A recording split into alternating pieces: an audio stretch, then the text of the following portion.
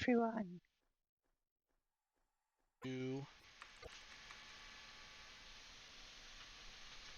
Hello, everyone.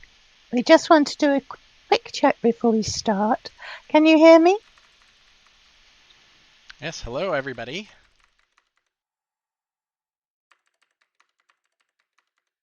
See if everybody can hear us.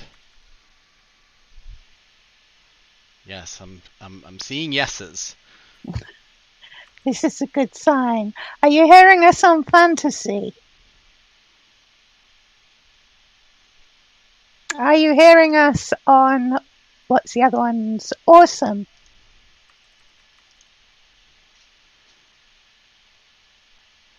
Are you hearing us? Let's say, how about Astound? Yeah.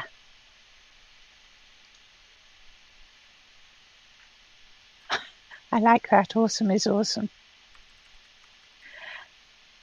Okay, they've got us on all of them. So, shall we make a start? Yes. Okay. So, hello everyone. I'm here today for the next of my Meet the Linden talks. And today I'm talking to Patch Linden, who has been a resident of Second Life since 2004 and Linden since September 2007, I believe. Yep, that's right. And as you're the Vice President of Product Operations, working to bring the best of product and support-based decisions on a daily operational basis to the virtual world platform. And you also maintain oversight of all the various teams within Linden Lab, working together for the highest good of residents and the business. That's quite, I think I would actually lapse into slang and say, one hell of a job. It's quite a mouthful too when you kind of try to describe and lay out everything that I do. I think if you just sort of raised a hand and said, I run the place. Well, I try not to be presumptuous. Now, you're based in the Atlanta office, I believe, and I understand that's been expanding. Yes, in fact, we recently moved from our original first office space to a brand new one, which is like 3x the size of the first office. Wow. And it's super, super beautiful. Apart from the fact that at the moment you're mostly working from home. Yeah, it's kind of empty at the moment. Maybe even I have to go down there and visit it on occasion to just check on things and make sure everything's all right. And I walked through a spider web the last time I was down there. It was there. Oh, no. How has the pandemic, I mean, obviously there's that staying out of the office and working from home. How has the pandemic affected operations and your teams? Well, it's a great thing to be able to say that it really hasn't. I mean, it's a wonderful, beautiful thing that as a company and the way we've always generally operated and positioned ourselves, that we've always been very remote friendly. And the thing that we're really kind of blessed with that the operations and stuff across the company have always been very diversified because of it, and we've always kind of thought outside of the box on and including leverage our own product, Second Life, to work from within. So it's not uncommon for us to do things like have our own meetings and everything within Second Life with our own teams, as well as leverage other tools and stuff, such as like Slack and Discord, as kind of pieces of that. But I do always value getting FaceTime with the folks that I work with and stuff, but I started with Linden Lab as a remote employee and did that for almost a decade before I actually decided to go ahead and open the Atlanta office and then also increase it from there. But that's not to say that we're making any sort of a shift or anything away from it. Right. We're very happy with what we have. Good.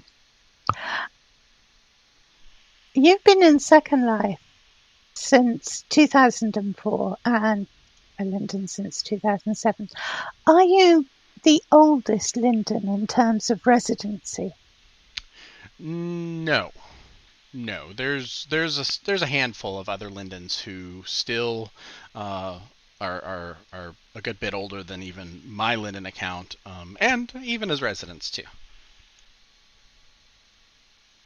So, what do you think are the most significant changes you've seen in all those years? Or do you tend to forget how things were? Like, for me, I forget how I used to have to pick earrings out of my backside. That's probably not a problem that you had very often. Well, you know, gosh, yeah, so much has changed over the years, and when I think about how things used to be or the way things were, or even like one of my favorite exercises to go digging around in my old photos and such, like an inventory where you've taken snapshots in World, you go and look at, like, if it was a picture of yourself, you go, wow, I look quite different now compared to then, and boy, did I think I was hot back then. What was I thinking?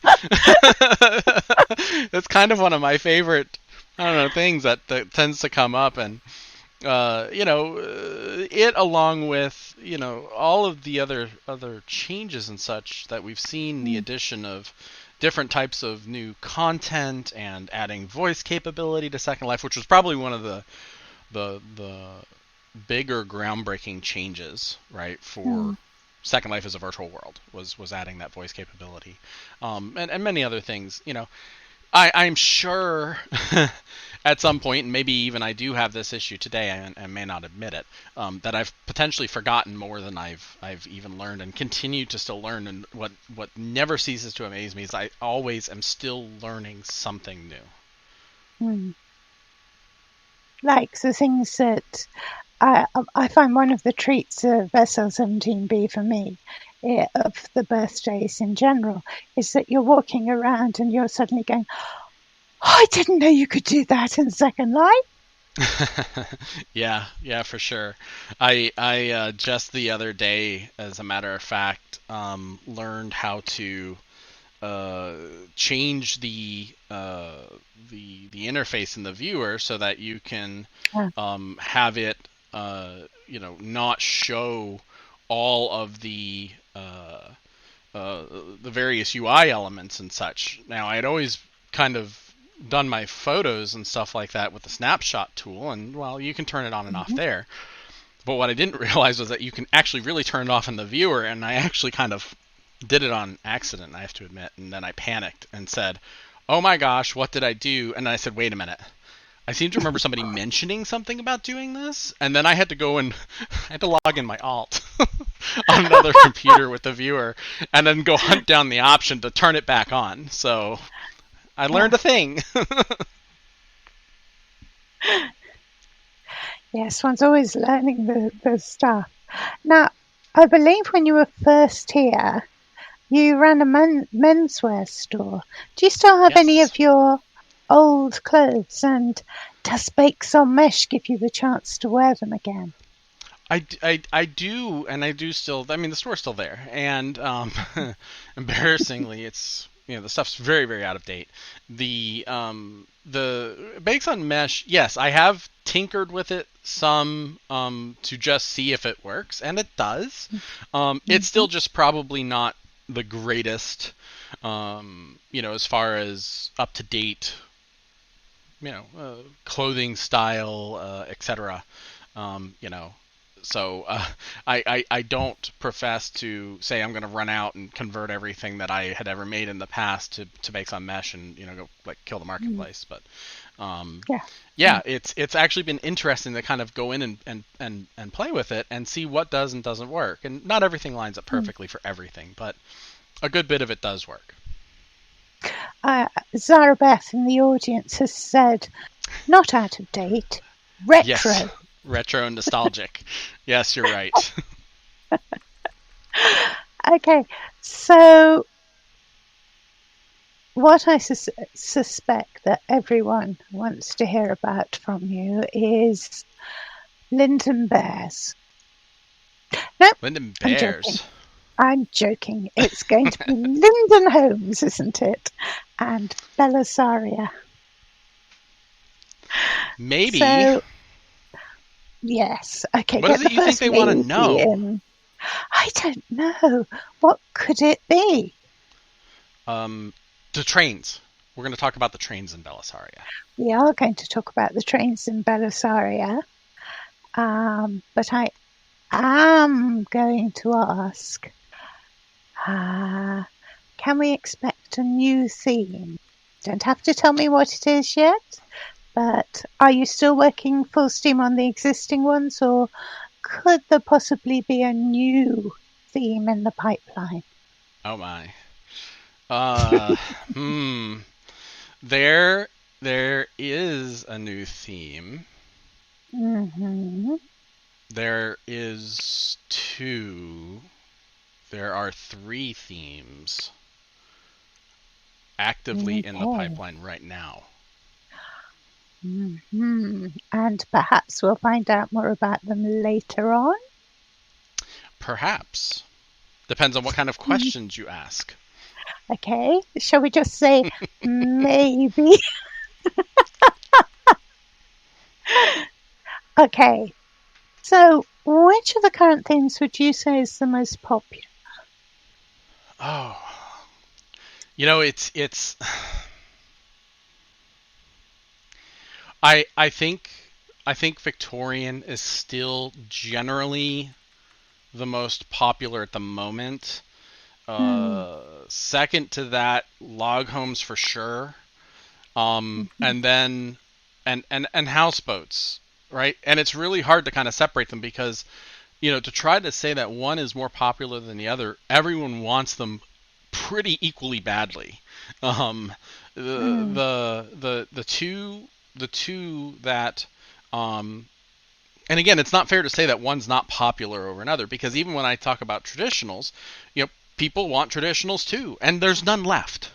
There's none of them left across the board. So we Wow. haven't even hit, a point of saturation in which, we are starting to see one lag behind because they're not picking it as much as Mm. another. Mm. We're just still out. And even though we just recently put out 4,400 plus log homes in our last Mm. release, Yeah. they're effectively gone, and the remnants of finishing out the log homes area on the continent, um, Mm. we release those as we go on, like we had been doing in between our other big launches on Mondays, Wednesdays, and Fridays. And the Mm. moment Whitney or Derek or whoever on the team drops that region into availability, it's gone within seconds. Wow.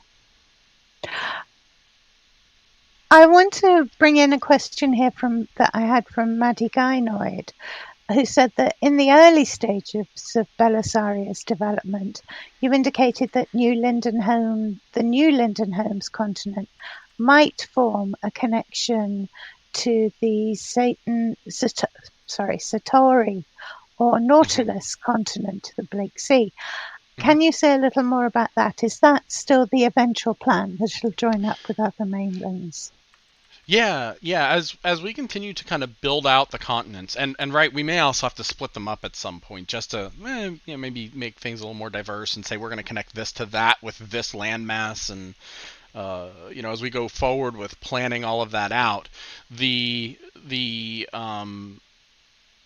big thing that we have to kind of keep focus on is making sure that the spaces that we use in between the continents where we want to connect them, makes Mm. it kind of makes sense geographically from that kind of Yeah. standpoint virtually. So, as we continue to kind of branch this thing out and grow it, and reach kind of that point of where we feel like there's enough homes out there to, well, and again, I'll restate the eventual plan of Mm. shutting down the majority, if not all, of the old Linden homes, because I've actually had some people come back and say, "Don't you take my old Linden home away from me." Um, you're few and far between, Yeah. but at some point we will have to, kind of compress that down and take back, those regions, right, in capacity, Mm, mm, and move on with the new Linden home styles and stuff, and even the styles of homes. Oh, that reminds me, there's actually four themes in the pipeline. Um, the old homes and their themes have not been forgotten about. mm. Yes, so there were some very pretty homes, and they were pretty solidly constructed Yeah, for when they were built. yeah, they've definitely withstood the test of time. Mm. So, have you got situations now where you perhaps have one or two residents on a region? I don't think we've gotten down to that point. Mm, Uh, there's still a lot of homeowners in the old homes mm, and such that are either awaiting their opportunity to own a new home as we continue to build all of that out, mm, or some of them may not be aware. Depends on their frequency of use of Second Life and such, I'm sure. mm. So, do you have any special advice? I've been asked to ask this for people who want to snag a new Linden home.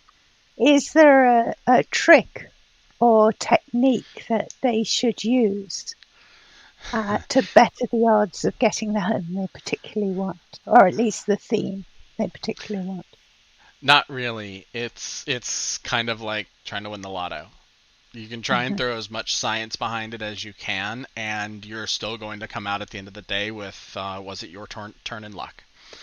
Um, when we go to release the new homes, if you're in the right place at the right time, and I kind of emphasize that, um, you'll get one. And folks are moving.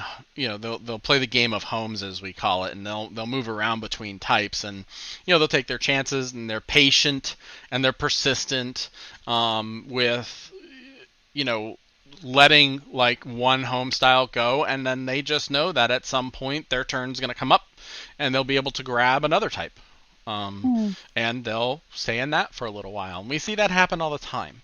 um, the I guess the key piece of advice that I would have is just please be patient. mm, We're doing everything we can and working as hard as we can to get as many homes out there into everyone's hands as possible. mm. And there's a lot more to come.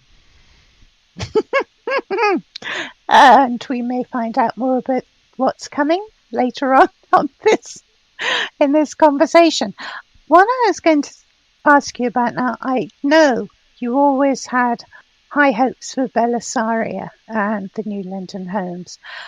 Were you expecting them to take off quite in the way that they did? Yeah, I mean, we knew going into it that they were going to be super popular. Mm-hmm.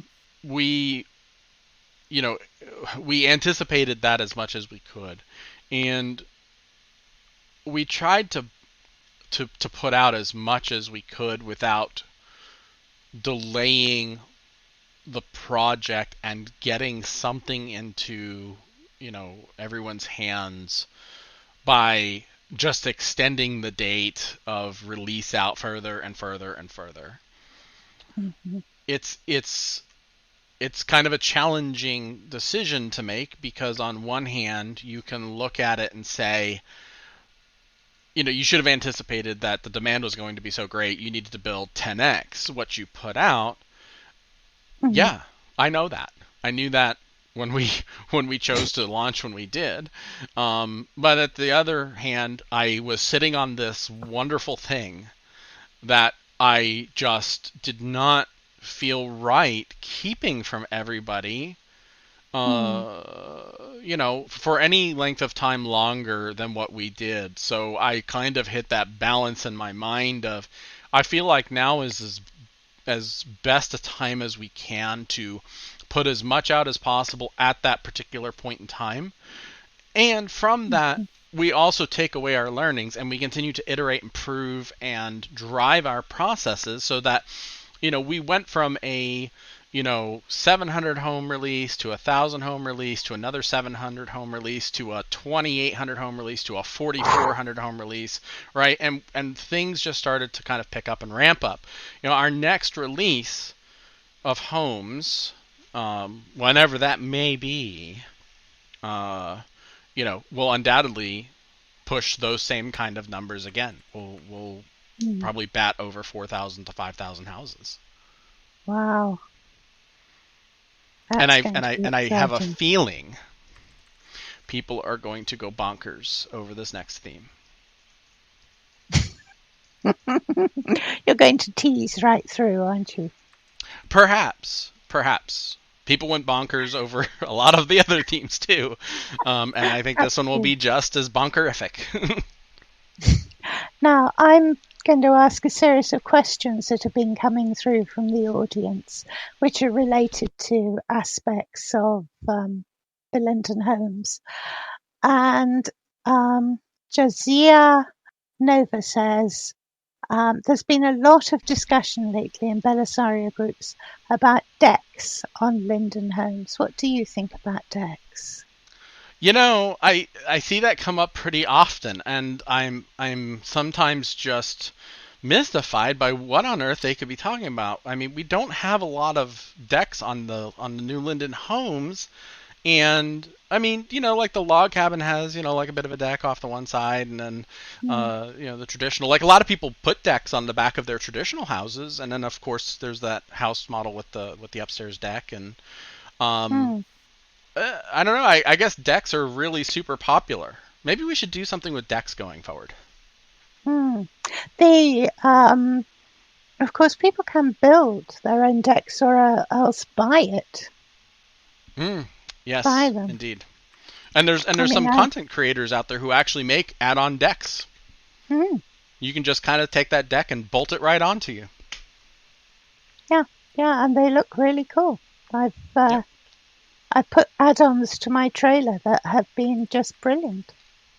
Maybe that's a new home theme. Maybe we just release decks.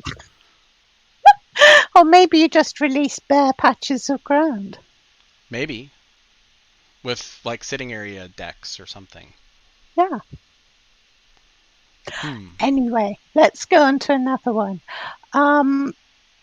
Okay, this isn't about Linden. Yes, this is the one. Zinka Zoo says, why can't I res on my driveway? Why can't I not drive out of my plot onto the road? Well, I'm not sure.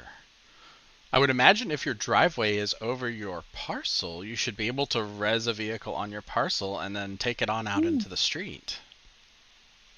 But apparently Zinka Zoo thinks you can't. I don't know. We might have to go look at that. I know a lot of people that live on roadways and such that. So Zarabeth actually just mentioned in the chat that some vehicles are extremely prim heavy. But yeah, I know a lot of people who tend to, they'll res a vehicle on their parcel and then they'll hop in it and then they'll, either grab it, net it, and move it out, or they have the ability to just drive it on out into the street from there and continue on. Okay, we're being asked by Nikki Matheson for a definite Belisaria pronunciation. She says many of us pronounce it Belisaria, and we're saying Belisaria. It's Belisaria. Which is the official pronunciation? It's Belisaria. Belisaria. Just like it's garage or garage. Or aluminium and aluminum. It's Belisaria or Belisaria. Yes. How does that work for everybody? Tomato, tomato. Yes. Let's call the whole thing off. Okay. Diamond Merchant. has asked the question. I'm coming back to yours because it's basically what I was going to be asking next.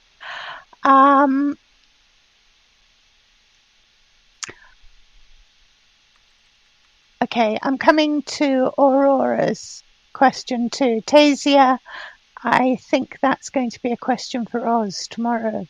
The Second Life graphics engine. Might have missed it, but sounds like it, maybe. Yeah. Okay. Sim region, that's not the same thing. No, don't get me started on that. Different from regions. Tell you what, if you want to find out the difference between Sims and regions, go to the Museum of Second Life Maps at New Cardiff. There's a wonderful diagram there explaining the difference between all of these things. Okay. What I was going to say is, how important has the community in Belisaria been in building its success? Do you take steps to help that community grow? Oh gosh, I don't know if I could say anything to emphasize more how important the community is. The community is a huge part of not only why we do what we do, but what we do. And without them, and I'm just gonna right now thank them for everything that they've not only helped us with, but given us feedback on, the suggestions that they've put in, the passion that they exude when we're dealing with various topics of potential change or policy decisions on the covenant and the rules that govern Belisaria. It's a super critical part of what we do. And without all of you there to help with that, I don't know if I would have the perfect conduit like I feel like I have with having the community doing what they're doing and where they are, and being as involved as we have all been. Not just myself, but the entire team has been with them, to kind of get us, going forward with what, our vision has always been, in bringing such a, a terrific product in my mind to, people in Second Life as residents, to be able to use and enjoy and benefit from, on a daily basis even. Did I answer your question?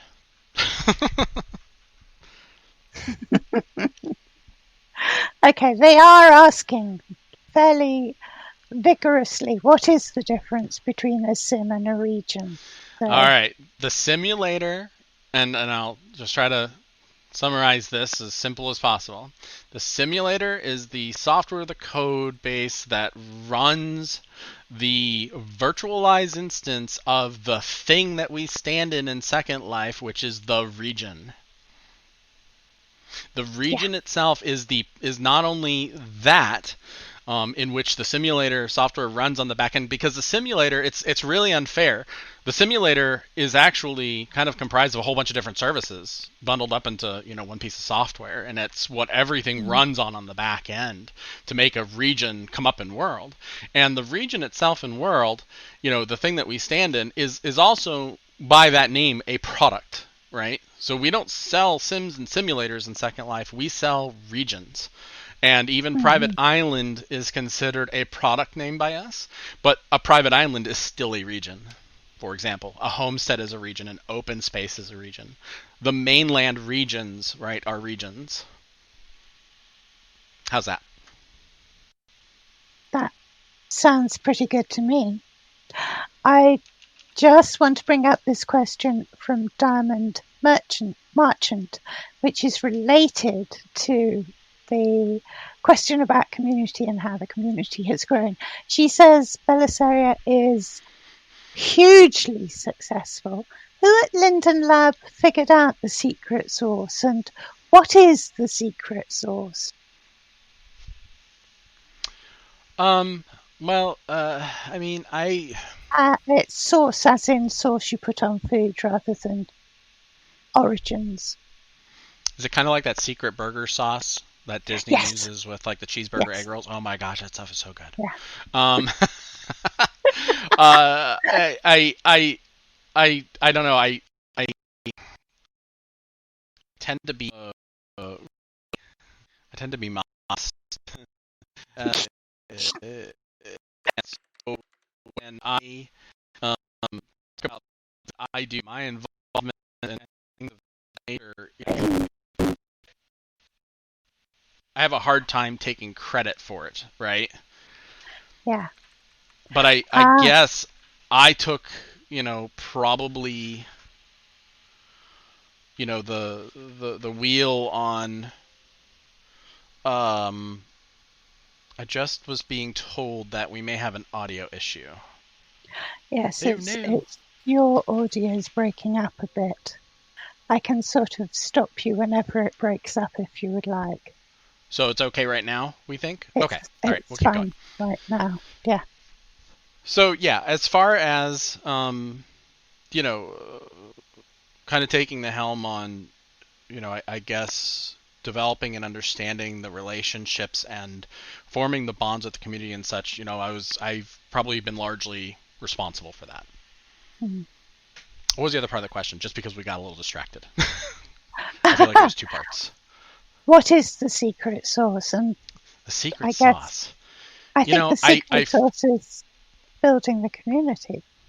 building the community, walking in the residents' shoes, being a resident myself, and knowing what you all go through on a Mm, day in and day out basis, understanding that intimately and being involved in the communities, even today, you never mm. know where my alt might be, right?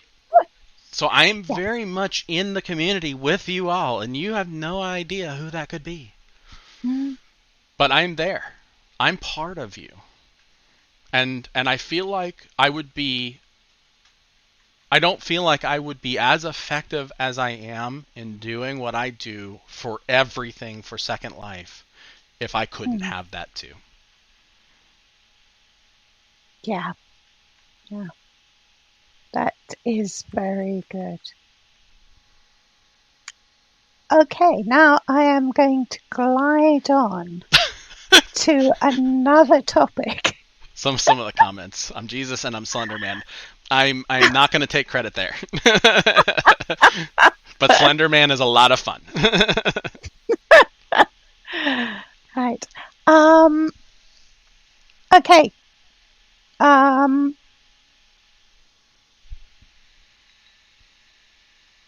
what has been learned in Belisaria, and how is it going to be applied to aspects like future mainland railroad or other projects? And that's a So, question from Zara Beth, I should say. yes. Yes, actually, she was at the last show I was in about the railroads and stuff, and it was a great question, and we didn't get to ask it there, but it's great that it got brought over here.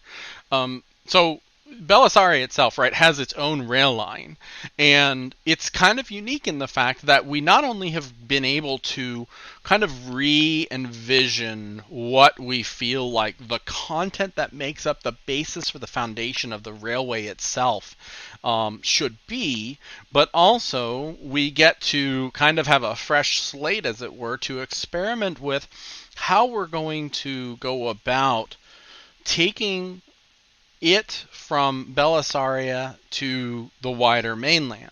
So when Hmm. I think about the rail lines on the mainland now, we have, older content that's aging in look and it's vintage. Hmm. Um, and so are its scripted systems and such. And there are things there, and the way the trains work with physics and stuff like that are maybe not being done by what would be considered today's best practices. So we want Right. to make sure that we're taking all of what we believe is today's best practices and learnings, much like a lot of what drove us to creating Belisaria the way we created it in general, Hmm. and then take it and apply it to other areas of Second Life as well, and that includes something like touching the rails and such on the larger mainland continents out there to Mm. give them a refresher, update their look and update their control systems, and it's gonna be a long-term project. We actually were mentioning also in that last show that the Western Atoll Railroad, or the West Atoll Railroad, I don't think it was Western, I think it Mhm. was West, was abandoned, and we actually still sit on and have a lot of the land for it. And maybe something like that is where we kind of put our foot into starting that process of building something new out there, where we can go from kind of the constrictive short line, as I call it, model in Belisaria that we have today, which causes us to, unfortunately sometimes have to have some pretty tight turns and, work around some interesting geographic and, building challenges and such. And also we're constricted by, how much land impact we can use. So right then and there, that's one of the immediate learnings that we got, was taking our content that we made, the rail package that we made Mm. to deploy the actual tracks and such. Mhm. We made them super highly efficient land impact wise, but also was able to maintain their level of detail at all four points, in which they sometimes will change in their distance to you and what level of detail they're presenting, and they maintain their shape and just look great from Mm. way far away. That and the texture work that went into them was absolutely amazing. And I think Glowing did a whole bunch of that texture work on the rails and stuff. And like I said, I love them, and we are, uh, we can't wait until we can actually take them out and use them elsewhere. Mm. Are there plans to kind of upgrade some of the old mole bills that have fallen off a bit, like the Snowlands? There was some great stuff out in the Snowlands.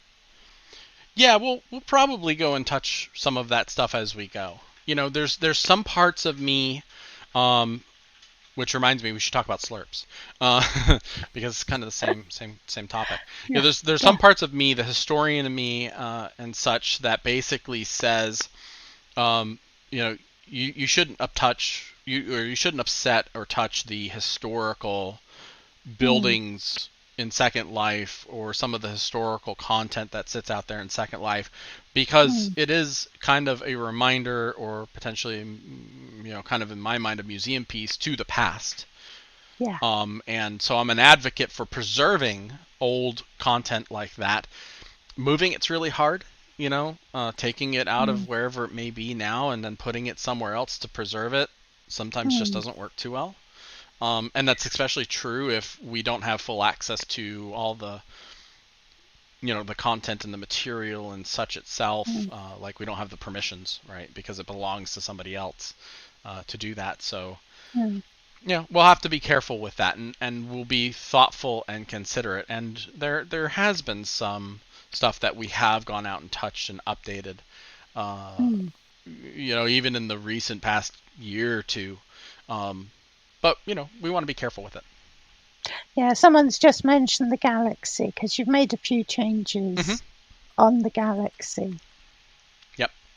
Yeah, I so the took someone. galaxy actually kind of lives under slurps, which, Yes. if everybody is So, wondering, that's SLRPS, slurps, as we affectionately maybe call it, um, which is the Second Life Region Preservation Society. And that's right. a project that I started back, I don't know, several years ago now. Um, and we understand, recognize, and value historic builds. And there's a handful of them. It's not just the Galaxy. The Lost Gardens of Apollo is another one. A lot of people Mm. don't maybe realize or know that. Svarga is my first one, actually, and that one Mm. I've had for, gosh, nearly a decade now. Mm. And it's historic regions like that I just kind of collect and I sit on. Mm. And anybody with a truly historic, credible build like those that approaches me and the team and says, and it doesn't even have to be for yourself. It could be you're nominating somebody's region or build, and says, this has got to be saved, and this is why, because it has touched and impacted Mount St. Michael's, another one. That it can't go away, right? And I know these regions because I've been around as long as most of them have been too. And so when you Yes. say a region name to me and I go, oh yes, I am very familiar with it because I've probably been there a dozen or more times, then I know its importance and stuff. Some of them, of course, are still very much owned and they go away, but it's the resident who owns its choice that they go away. Yeah. And Yeah, sometimes sometimes it is, right? And we can't talk about. So here's kind of the unfortunate thing that sometimes happens is, the community will become aware of a region that's potentially gone away or is going away because maybe the owner of the region has said so. yeah. And at that point, it actually puts me in a little bit of a difficult position because maybe I do know it, and maybe it's like, oh, I know that region, and yeah, I hope it can figure out a way to stay around. I really like people to try to work that out for themselves first. I'm kind of the last resort. Um, Mm. and a lot of times people come through and pull it together, and things go okay. But it's not always, a terrible thing. And sometimes owners have motives that don't necessarily get shared with the public. Um, I can actually think of a couple offhand. I've maybe even seen one mentioned in the chatter here, where an owner basically said, "I don't want it saved. Shut it down. Unfortunately, my real life is taking me away from Second Life, and I just do not have time to worry about it anymore." I can't argue with that. Yeah. Yeah. And they don't want to see it kind of in a sort of outdated state. That makes perfect sense. Yeah. Yeah, Although and it does. It takes some commitment from other people to help us in some cases. The galaxy was a pretty good lesson in that. That one was, yeah, we were handed it and um, asked to take care of it, and we did, and there it is. And we have no help. But there's other regions like, and I'll again mention the Lost Gardens, where Dane is very involved. And he maintains it, and he keeps it basically in tip-top shape, and as preserved as the days from which it was first built. And so he works with us, right? And he's part of that. I would still love to see the Galaxy as a functioning ship where people could rent cabins. Yeah, rentals are kind of hard because we would have to manage them then. Yeah. But we do use it for events and stuff, and it can be booked. So if a lot of people sometimes still approach me and they're like, "Why can't we ever do anything with the Galaxy?" You can. There's actually a special event sign up form and such that I think Mischievous Mole kind of heads up and will provide to anybody who asks if they can use either whether it's the Belisaria Fairgrounds or the Galaxy for an event, whatever the case may be. We do try to actively, put it out there so that people can use it. Oh, wouldn't it be wonderful if you wanted to get married that you could hire the whole Galaxy for it? You absolutely could. And we won't even charge you a dime. Wow. That is a great takeaway from here. And yeah, Missy is waving. Yep. Okay. Now, aside from Linden Homes, are there any other Linden development content efforts in the works, such as a new game? There isn't just yet. We have been starting to think about that, but it's early days, and I don't really have a lot to share. We have the handful of game properties that we do out there now. My thoughts sometimes tend to go back to maybe doing an update or two on a few of the uh, the games we've done in the past, like Paleo Quest, is just incredibly fun and people love it to death. Mm. Even Mm. today, it sees a good sized player base going through it. We've had Animesh happen since we Mm. designed that game experience. And wouldn't it be cool to go through and update the dinosaurs to Animesh? Then It they would could be actually very. look like they're running after you to eat you. Uh, on the one hand, that would be very cool. On the other hand, you're just coming up with more ways to kill me, aren't you? Maybe I might have emphasized the you there. And So, Paleo Quest. I saw somebody mention Paleo Quest. It's out there too. Around collecting and gathering them up. The Linden Realms, of course, it was the most recent to kind of get a revamp. So maybe something in line with that. mm, Horizons is still out there and available for sure. talking about horizons, someone was asking, let me just check. Um,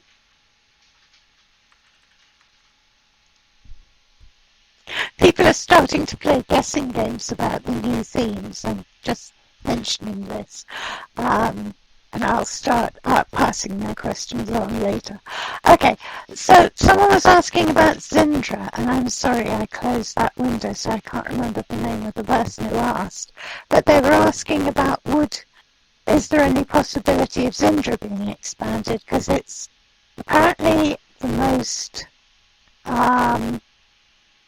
my voice is distorted.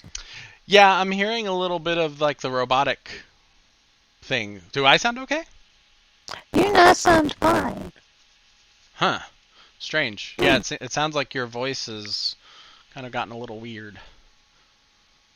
Okay. Strawberry says we both sound good to her, and she's the one filming it, so. Okay. Okay. Zindra, yes. I think it may have been Skylar Pancake who asked this question about whether there's any possibility.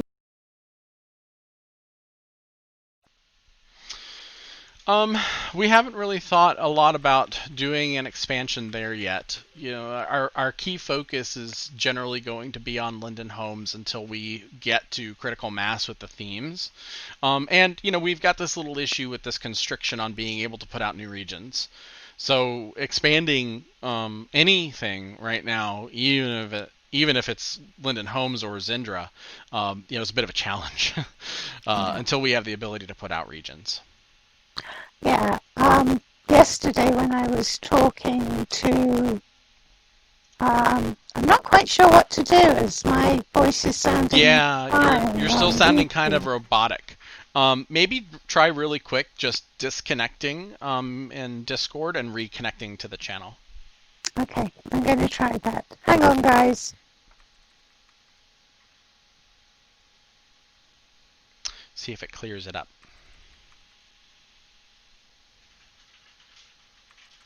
How about now?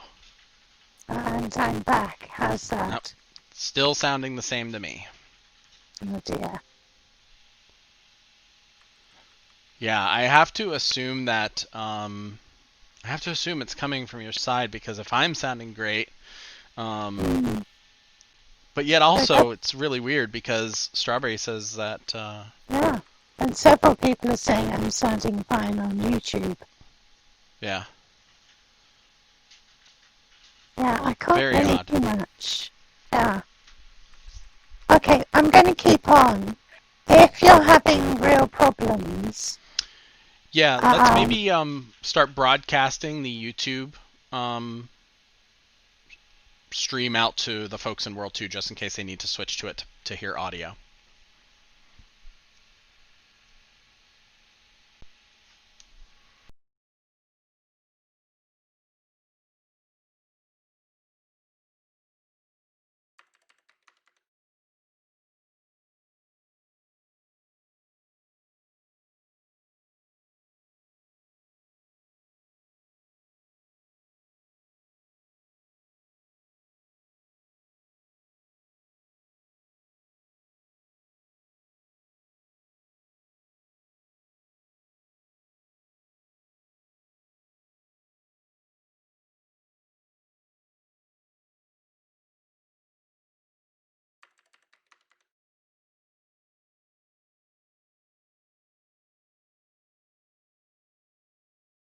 Right, and I've done the same.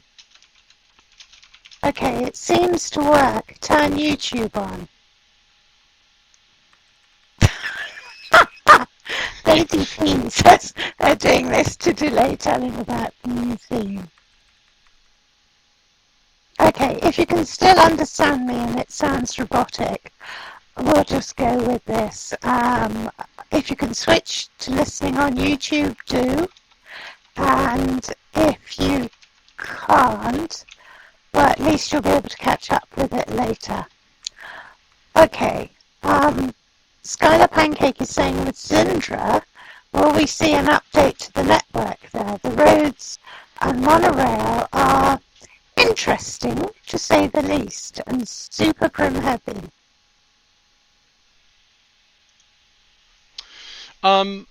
Again, with our focus being mostly on Linden Homes and such for the present, we haven't put a lot of thought into actually doing any content work or expansion to Zindra itself. It's it along with other many mainland update projects are on our list. Stuff that could potentially last us for the next several years in work. And those things are certainly included, and we've thought about them. I don't know how much time we'll spend on going back through and actually touching the old content again. It feels more efficient sometimes to me to think about doing updates in a replace or not replace, build new and potentially move to those new areas versus go through and replace in some cases. So it just depends, and we're gonna have to spend some more time thinking about how to do that. Right. I have a question from Toy Soldier Thor, who says that in 2012 I came up with a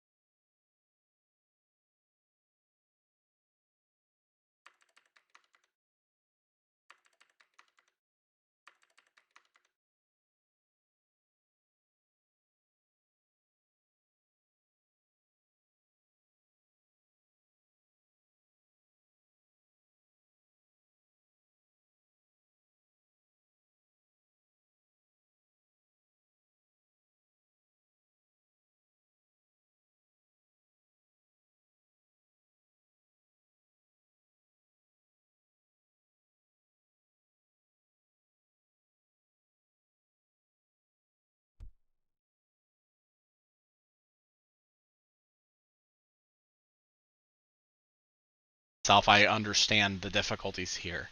If you go and embed a landmark or put a landmark in one of your products, and as sometimes happens, you move around, right? Your store may not be in the same place today as it is tomorrow.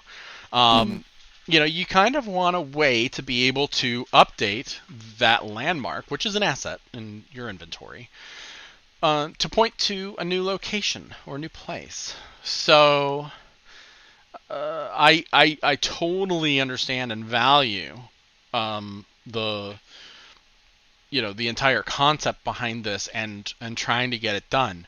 Unfortunately, as has happened with it sometimes gets pushed down in priority.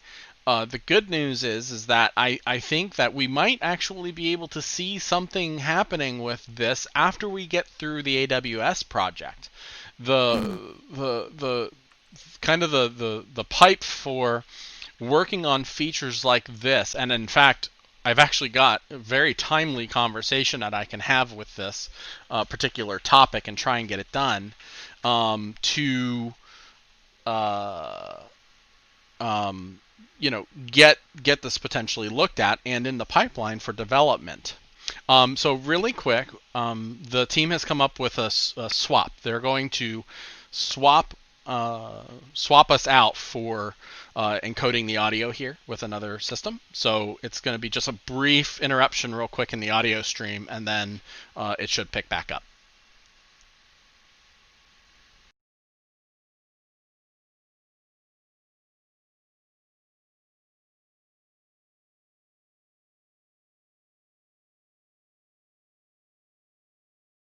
So in the channel with us and everything. Okay.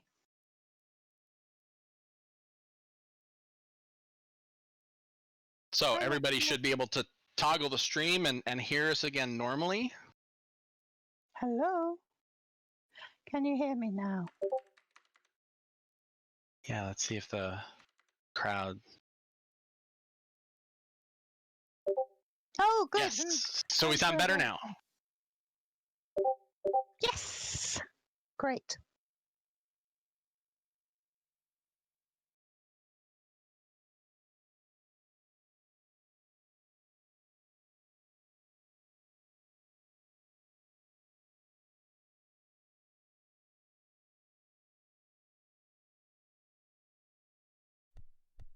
Look at doing something with this. I think it'll be exciting. Excellent. So, following on from that, Aurelia Moonfest is saying, how is the move to the cloud going, the AWS project? Has COVID impacted this in any way? Now, I know Ebe talked about this quite a lot yesterday. He did. He talked about it quite a bit. Oz can certainly speak to this even more because this is all him. But I can say that I think that it's going really well. Things are, I think, where we expect them to be. I don't think we've seen any wide-lasting impacts from COVID itself. Again, with as remote work capable as we are as an entire organization together, I think the team is doing a beautiful job with it. Mm-hmm. And so just watch this space, really. Yes. Fantastic. Now, another project that you work on with the moles is, of course, the new user experience. How's that going? What's going on with experiments and improvements? It's going really well. We test a lot of things all the time in the background. We've done a handful of tests on the various Learning Island and Social Island experiences. We've, I think, done 3 different builds now, mostly all testing against old builds. We've also tested with some community gateways, so actually having some of our community gateway partners have their registration, or I mean their Learning Islands in our registration flow, so that if you sign up for Second Life, you might have actually gone through one of their Learning Island type setups in World for your initial new user experience. We've tested stuff with and without the various mentor groups that we work with in World, to see where and how they can affect our new user onboarding and retention. Mm-hmm. And these tests, unfortunately, take a lot of time. It's not like you can throw it out there for 3 days and go, aha, I've got answers. No, it's actually more like 2 to 3 months at a time. So it's a long, slow process to make sure that we're getting as much really good, solid data as we can out of the tests. And it just, it just takes a long time to do them. So, we want to make sure that we have statistical significance so that, if we basically have turned a knob or pushed a button and said, let's see how this does, we can actually come back to it and say, yeah, that worked really good. Now let's do that everywhere. And then again, we might even stop and still retest that everywhere to make sure that it still aligns with what we discovered. Or if not, then we might say, well, that may not have been it. Back to the drawing board. Let's come up with another test, and then we go and retest that. Lots of testing. Yes, indeed. And you talked about the community gateways. How are those going? How many are there at the moment? There is, I think, half a dozen active ones, and they're doing pretty well. The various ones that we've had in the various testing pipelines, have given us some really good test results and comparatives that we can analyze against our own. Sometimes we find that something that they have done a particular way with theirs is better than the way we might do a similar thing with ours, and again, vice versa, right? We take what we do and what we've learned, and we share that with them and say, we found that this thing that we just did worked really well. Do you want to give it a shot? And then we let them test it, and we measure and watch their data and stuff on that as well. But the other community gateways that are out there that are signing up new users, they all do that for their various other community groups and such. And the traffic that they invite and bring into Second Life is always beneficial because we feel like that they are the experts in that particular audience that they've potentially targeted and or brought that user in with. And those tend to be the most stickiest out of the new users that want to come in and stay around Second Life for a long time. That's great. I did have a question from Skylar Pancake, who's been asking a lot of questions, but I'm going to allow this one, which is, let me scroll quickly back to find it. Skylar wanted to know, no, not that he wants to pet your ears because they're so cute. Although he did say that. Can we get open space regions back when the move to AWS is complete? So a little unknown, maybe not so well known secret was that even before we kind of went on this unavailability issue with regions, you could actually go to the team and manually buy them and order them. They're just no longer available in the LAN store. But we've said that, if somebody comes to us and really wants one, we'll let you have one. And that'll continue to be the case afterwards. Excellent. That's great news for some people. Okay, so I'm not quite sure about this question, but I'm going to ask. It's from Susie Halsey, and she says, I'm wondering which Linden to ask questions on the Safe Hub people moving to private SIMs. I'm not sure what the Safe Hub is. Well, Safe Hub in my mind is defined as the various hubs that are located around the mainland, so that if you accidentally get logged out of Second Life, and then you go to log back in, but the login location in which you were at last, right? You were unable to log back into. You're then usually put in one of those hubs, right? And usually it's geographically the closest one that aligns with the highest maturity rating that you've selected, for your viewer.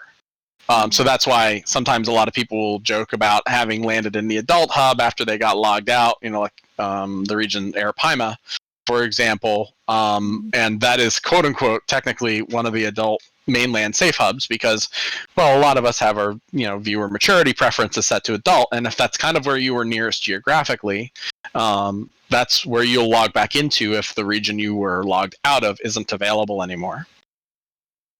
So I'm not sure how the rest of that question ties into that. Right. Having explained how they work. Moving them to private sims. Moving them to... Oh, you said the S word. I did, My but brain that was just in broke. the question. That was in the question. I was quoting. She knows better than that. Yeah. Does she have to go to the cornfield now? Oh my goodness. No, so right. The problem with moving those to private regions is it actually could affect the geographic, like, homing and centering system that they rely on. So someone has just said you turned off voice in some safe hubs and the people have moved to private regions. yes, perhaps. But Skylar, do you want to go to the cornfield before patch reveals? Right? The next theme. Wait, what are we revealing? Are we revealing? Not yet. Not yet, though. I don't know. Are we? We could try. Okay. Okay. I'm ready. What I'm going to do is ask a couple more questions, and then I'm going to take questions from the audience, like 20 questions, see if they can guess what the theme is going to be by asking us questions. Maybe. That could be fun. I've already. What if somebody nails it? What if somebody nails it? Do they like win something? Maybe residence for a week or something in the new star. A trip to the cornfield. Some people might want a trip to the cornfield. Some people might want a new Linden home. Right. Or a free bear. Or get to pet your ears.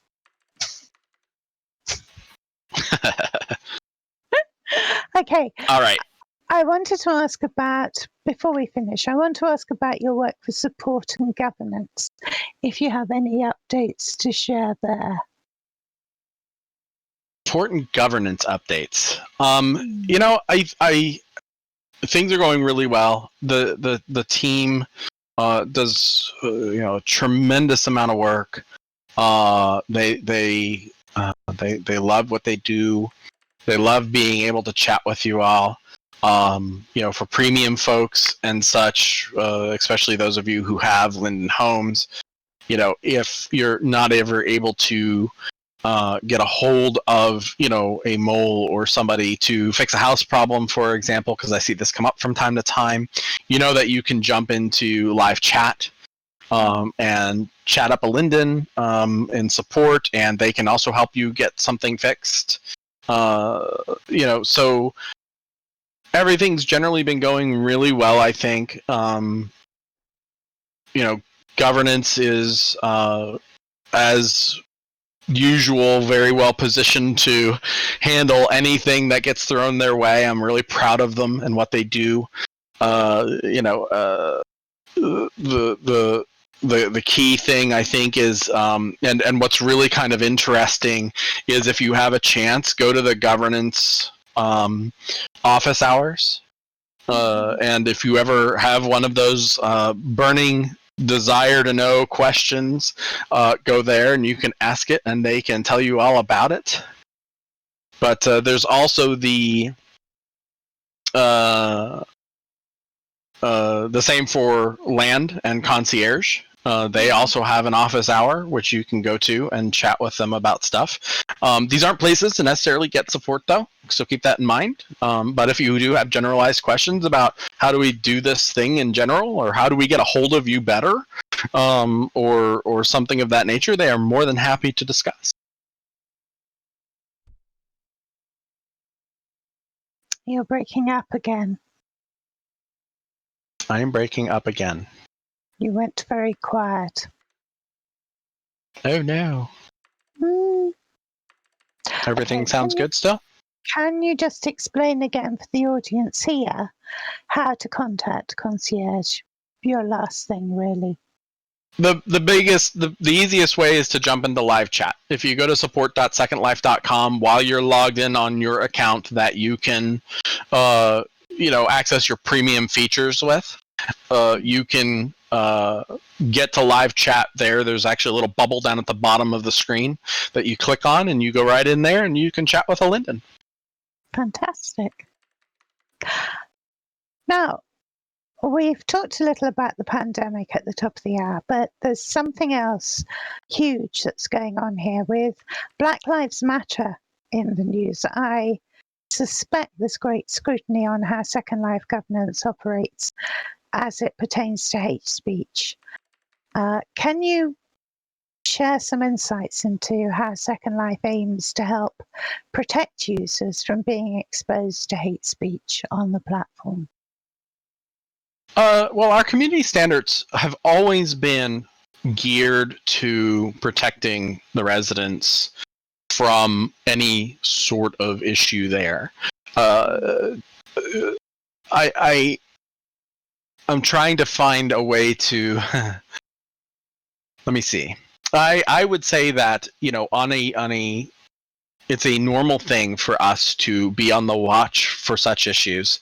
And if you were to ever happen to come across anything that you feel like is out of sorts or out of place, please do report it to us. We do take great care in making sure that the environment that we provide for everybody is as welcoming and friendly as it can be, for everything that we can do within our control to ensure it. That's great. Now, I am going to play 20 questions with Patch. And the questions will come from the audience, and they can have yes, no, or maybe answers. Okay, Patch? Sure. And what I'm going to do is ask the first question, which comes from Jazida Nova. And she says, would you normally find these houses next to water? Maybe. Okay, someone else got a question? Oh, okay. Atomic Infinity says, does it have wheels? No. Okay. Arta Glendolan says, are they on the coast? Probably. There's a new word for you. Okay, so someone says, are they situated on Greek Isles? No, they are not.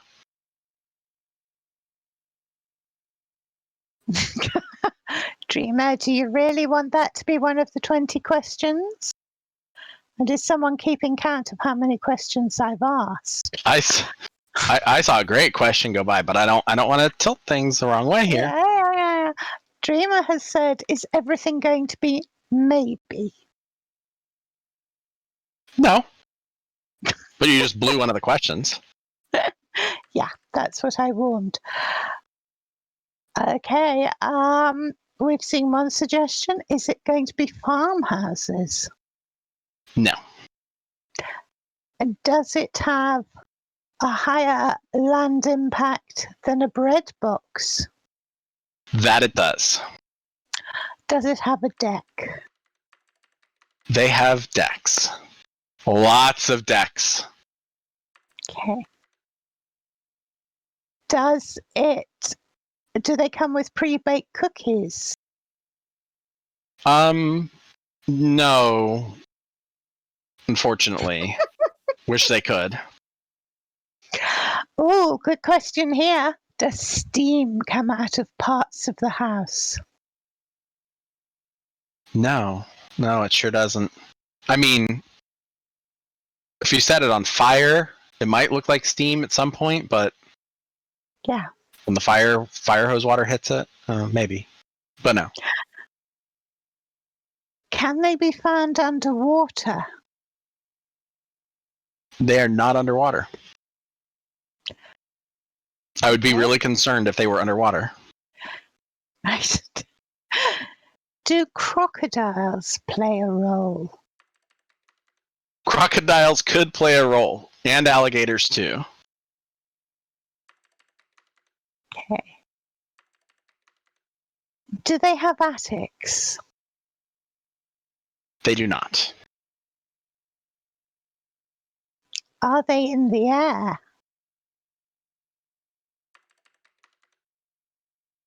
Relative to what? I think they mean like steamships, steampunk airships. That would be a no. Are they apartment buildings? Nope.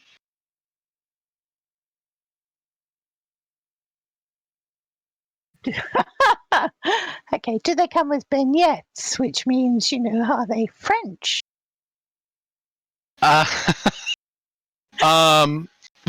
They geographically speaking, you could potentially go find beignets maybe around the block somewhere in the neighborhood. Maybe. Okay. So we have. Are we going to see them before the end of the SL 17B celebrations? You are going to get to see them when I say go see them. Okay. After we're done playing this little game. Okay. I think there's one question that keeps coming up that perhaps we should ask now. I have seen probably the same question many times now because I think people are zeroing in on it. I think they are too. Someone has asked, do they rest on the water? So they do not rest on the water. They're not a boat. Would you find this in the southern states? You would. Very southeastern in architecture. Someone has said, would wearing a kimono be fitting inside of this house? That's your decor choice. I mean, I suppose you could, but I mean, stylistically, that's not the theme of the house. Okay, so people are now thinking maybe Florida, maybe Bayou. But this question keeps coming up. Florida would probably be more accurate. So, shall I ask the question?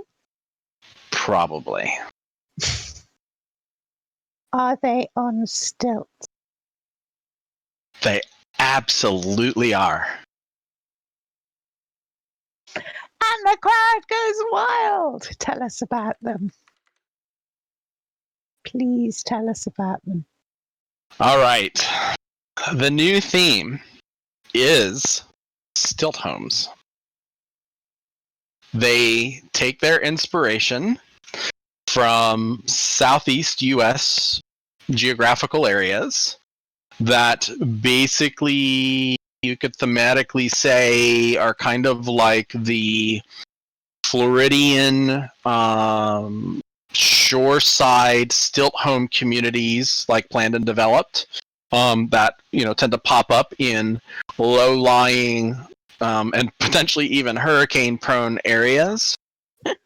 They're generally fairly brightly colored. They have fairly good sized open concept floor plans.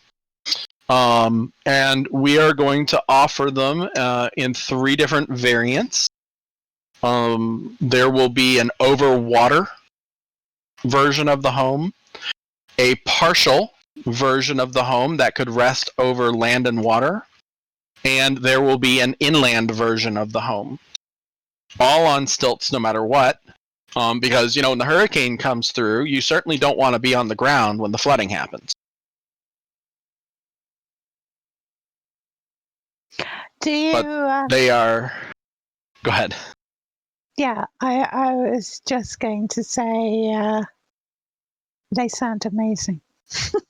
They are all going to be 1024 square meter parcel homes. Mm-hmm. And as I toyed with earlier, they have these huge, gorgeous, lovely decks off the back of them. Mm. That allow for a lot of indoor outdoor flexibility with wide opening doors and doorways and stuff. Like I said, when you see them, and if you even just Google kind of Florida Stilt Homes and stuff, they really do just speak to that in volumes. They're really gorgeous homes, and the theme itself has been a lot of fun to design and develop towards. We took a lot of plant life from that area and created it to be true to that geographical zone of the United States, as well as, varied our transportation capabilities between road and dock, as well as waterway and such. And probably one of the things that I'm also a little excited about is the homes that specifically will be over water will marry up to and against regions that are also specific to houseboats. So Right. This is going to give us a new kind of like ability to segue from area to area between the Stilt Homes portions of the continents to also adding on more houseboat regions out and around these continent sections that we're planning on putting out. Someone asked, would you be able to keep a boat under the house? Yes. Under the deck? Good. Yes. So the cool thing about the waterbound houses is we left room for you to be able to park a watercraft up against the deck. The deck really then kind of becomes like your own dock, and it's actually, when you see them, and I'm like I said, I'm really excited to be able to open up the region as I talk more and more about it. But the decks on some of them are even 2 level, so you have like a lower deck, which really actually is kind of like the dock that you could potentially put your boat up against, and then there's the upper deck with a couple little steps up to it. That's actually kind of the deck off the back of the house. Awesome. The ones that go over land have all the same features and stuff like that, but those, for example, you could create your own little like parking area underneath them for your cars and stuff like that, which a lot of people do down there, where they put in like little like storage and utility rooms and stuff like that. And then they do all sorts of gardening and landscaping work and such out and around the house itself, and you basically have almost like a inherited garage, as it were, to park vehicles up underneath the house. Okay. Several people have mentioned hurricanes. Are you going to let hurricanes roll through these areas? We'll see. We've had other weather events happen before. You never know. Excellent. Will there be pathfinding nuisance wildlife? Yeah, well, being from Florida, I happen to know a little bit about palmetto bugs and pygmy rattlesnakes. And I don't know, we'll see. Instead of sneezing fairies, maybe we have palmetto bugs dropping out of the trees into your hair, and pygmy rattlesnakes that come up and bite you, and you have to go to the hospital later. But no. Right, there will be hospitals then in the new region with snake bite venom. We're gonna have to get into the emergency services roleplay stuff. We're gonna have to. Yeah, there are some very good emergency services role players in Fantasy Fair. There's an ambulance that is actually a unicorn. Yeah. Okay, well, I think people now probably want to run away and see. Apparently there's already a crowd building up on the edge of where this area is going to be. So I think I'm going to bring this chat to an end, if that's okay with you, Patch, and also with all the people who have questions. Are you okay if we bring this to an end? Yes, I think we have tortured everyone long enough. And you know what? We didn't even have to talk about the other themes. We've distracted them so thoroughly that I guess I just won't talk about them. Okay, or do you?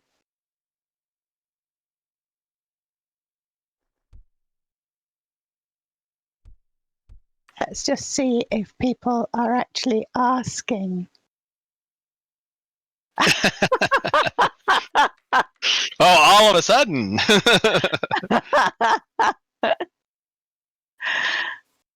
Do you want? Yeah, there are actually so two things. There's actually two pretty important things we do need to let people know. Okay. The first one is, we are not launching these homes today, right? You're going to get to see them, go into the demo region, check them out and stuff, but we are not launching the homes today. We don't have the regions to be able to do so.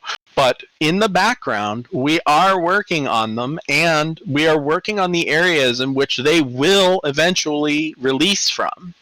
We have to do this in kind of small batch, controlled, confined manner and stuff, because we don't have a lot of regions to be able to actually have up and running at the same time. So we can't release them until after the AWS uplift has been completed. And that's probably going to hold true not only for this theme, but in the background, we also are almost content complete already on the next theme, which, of course, I'm not going to talk about today. Other than to say that it's there. But then there's two more themes after that we've already also decided on and are getting ready to start the content development work on.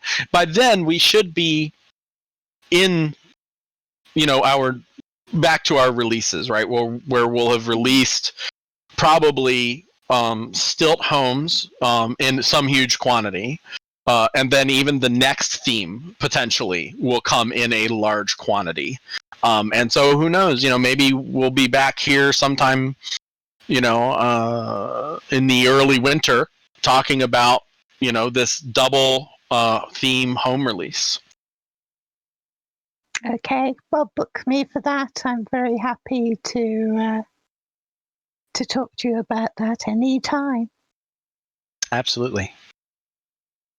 All right. Okay, I'm just going to do a bit of housekeeping and say thank you to Patch for being a wonderful guest today. And thank you all very much for coming. This is the second of the Meet the Linden talks. Tomorrow I'm going to be talking to Oz Linden. So if you have any technical questions, do come along to that one. And you can also post on the Primperfect blog. There's a link to a Google form where you can post. Actually, I'll post the address of that in chat before we go. And the other, right. So you can post on Thursday. I'll be talking to the marketing team. And on Friday, I'm going to be talking to the moles, and I think Patch will be here again to keep them under control. So maybe at that point you can tell him what you've made of the what you think about the new Linden Homes. Okay, so if you want to ask a question to Oz, the marketing team, or Patch and the moles, this is the address to post it, and you can get in early. Okay, so thank you so much. And I'm going to conclude this by saying to Patch, go on, tell us where we can find the new Linden Homes. All right. You ready? Because here they come. You're going to go over to SL17B Exhilarate and find the entrance to the region, and it is going to come up right about now. Give it a couple of minutes. And actually, the region itself is SL17B Enchant, and it will be available for you to go and take a look. And we will be over there here in a few minutes.